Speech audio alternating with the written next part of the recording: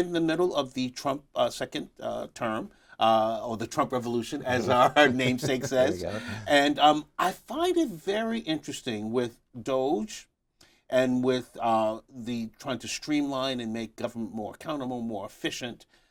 At the same time, his effort to make the tax cuts that he established in his first term and which are about to run out, make them permanent, if you will, that it seems that President Trump has read a little Ayn Rand between his first administration and his second administration. His second administration seems a lot more committed to really tightening our fiscal belt and being a lot more disciplined. Can you talk a little bit about that?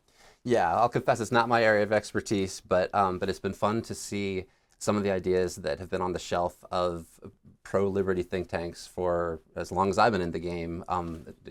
Maybe starting with let's get rid of the Department of Education. Like, right. Why don't we send that money? That goes back to Reagan, maybe even before. Even before, yeah, exactly. And now it's finally getting done. So I do think that there's a lot of bold thinking out there, and we can be encouraged and see a lot of opportunities to do things alongside an administration that I think is starting to realize that making America great again begins with making America free again. Making America free and avoiding bankruptcy. Yes. I do worry that at some point we have to talk about entitlement programs that yes do have waste, fraud, and abuse, but they're also just actuarially unsound. Yes. And at some point the math is the math, and we have to figure out how to. At some point you've got to pay the piper.